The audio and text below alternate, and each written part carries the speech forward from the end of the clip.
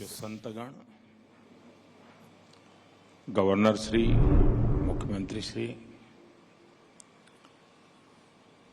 और उपस्थित सभी सत्संगी परिवारजन,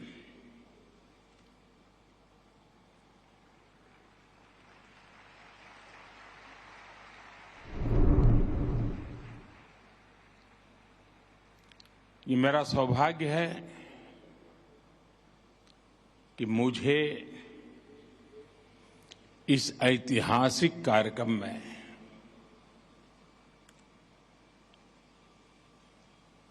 साक्षी बनने का, साथी बनने का और सत्संगी बनने का सौभाग्य प्राप्त हुआ है।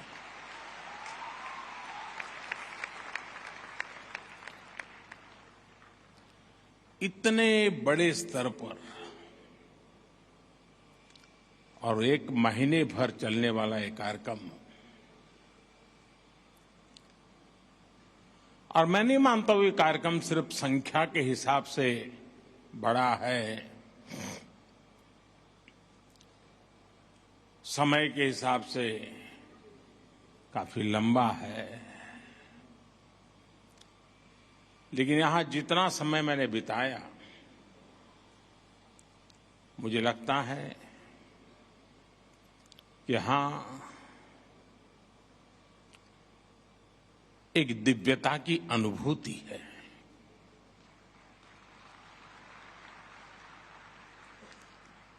यहां संकल्पों की भव्यता है। यहां अबाल वृद्ध सबके लिए हमारी विरासत क्या है, हमारी धरोहर क्या है, हमारी आस्था क्या है, हमारा अध्यात्म क्या है, हमारी परंपरा क्या है, हमारी संस्कृति क्या है, हमारी प्रकृति क्या है, इन सबको इस परिसर में समेटा हुआ है। यहां भारत का हर रंग दिखता है।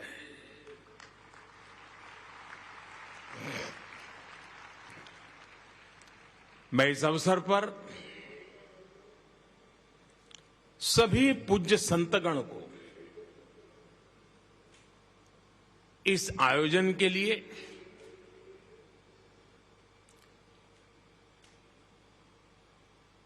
कल्पना सामर्थ्य के लिए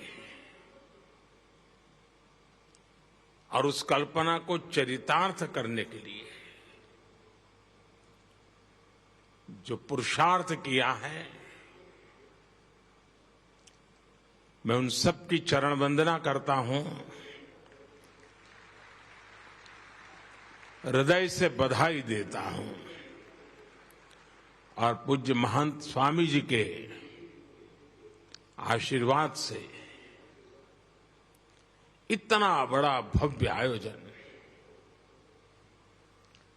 और ये देश और दुनिया को आकर्षित करेगा, इतना ही नहीं है, ये प्रभावित करेगा, ये आने वाली पीढ़ियों को प्रेरित करेगा।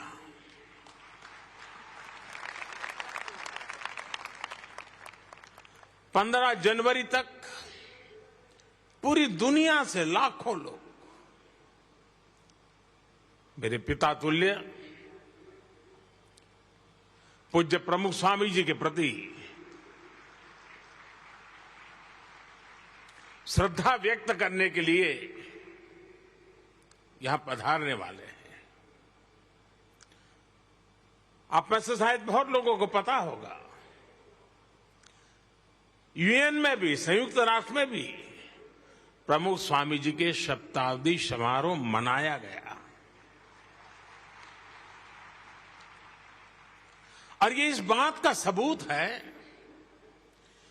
कि उनके विचार कितने शाश्वत है, कितने सार्वभौमिक है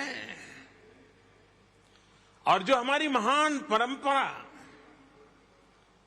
संतों के द्वारा प्रस्थापित वेद से विवेकानंद तक जिस धारा को प्रमुख स्वामी जैसे महान संतों ने आगे बढ़ाया, वो वसुधैव कुटुंबकम की भावना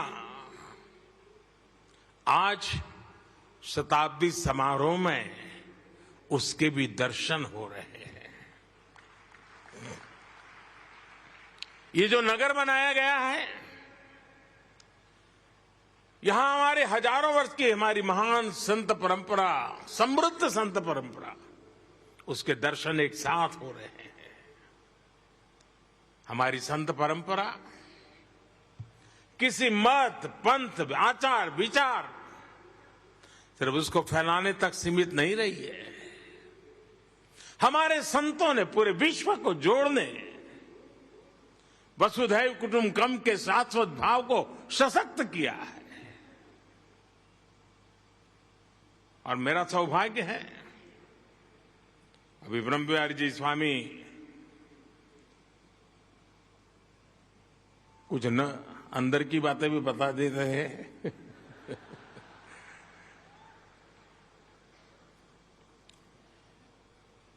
बाल्यकाल से ही एक मेरे मन में कुछ ऐसे ही क्षेत्रों में आकर्षण रहा,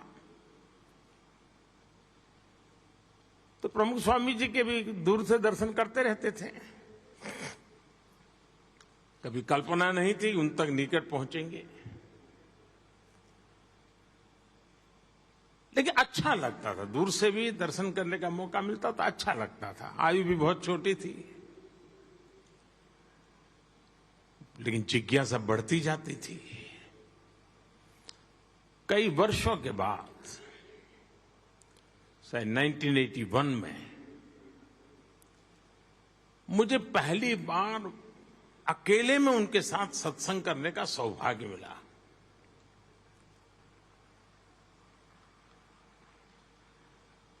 और मेरे लिए सरप्राइज था कि उनको मेरे विषय में थोड़ी बहुत जानकारी उन्होंने इकट्ठी करके रखी थी।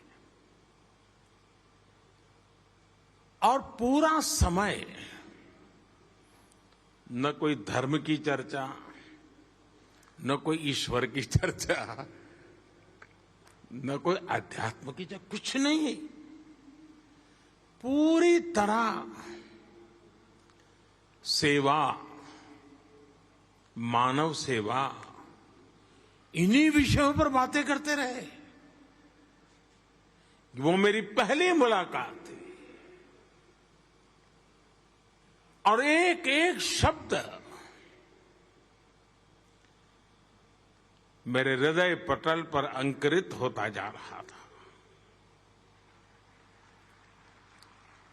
और उनका एक ही संदेश था कि जीवन का सर्वोच्च लक्ष्य सेवा ही होना चाहिए। अंतिम सांस तक सेवा में जुटे रहना चाहिए। हमारे यहां तो शास्त्र कहते हैं नर सेवा ही नारायण सेवा है, जीव में ही शिव है।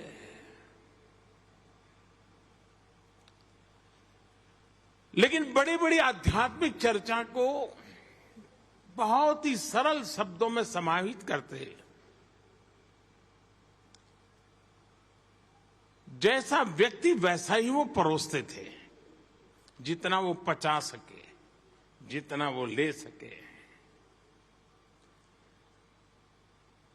अब्दुल कलाम जी इतने बड़े वैज्ञानिक, उनको भी उनसे मिलकर के कुछ न कुछ मिलता था और संतोष होता था।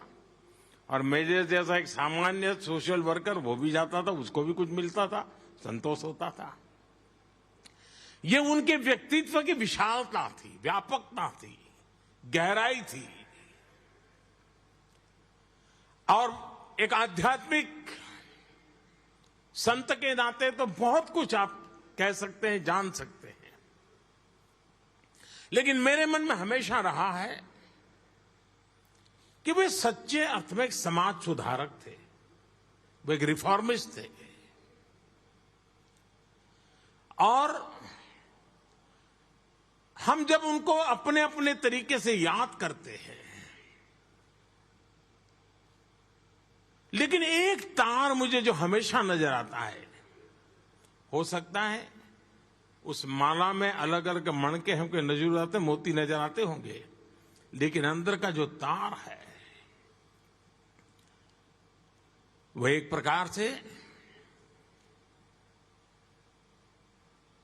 मनुष्य कैसा हो, भविष्य कैसा हो, व्यवस्थाओं में परिवर्तनशीलता क्यों हो, अधिष्ठान आदर्शों से जुड़ा हुआ हो, लेकिन आधुनिकता के सपने आधुनिकता की हर चीज को स्वीकार करने वाले हो। एक अद्भुत संयोग, एक अद्भुत संगम। उनका तरीका भी बड़ा अनूठा था। उन्होंने हमेशा लोगों के भीतर की अच्छाई को प्रोत्साहित किया। कभी ये नहीं कहा भाई तुम है ऐसा करो, ईश्वर का नाम लो ठीक हो जाएगा। नहीं, होगी तुम्हारी कमियां होगी, मुसीबत होगी, लेकिन तेरे अंदर ये अच्छाई है, तुम उस पर ध्यान केंद्रित करो। और उसी शक्ति को वो समर्थन देते थे, खाद पानी डालते थे। आपके भीतर की अच्छाइयां ही आपके अंदर आ रही पनप रही बुराइयों को वहीं पर खत्म कर देगी। ऐसा एक उच्च विचार और सहज शब्दों में वो हमें बताते रहते थे।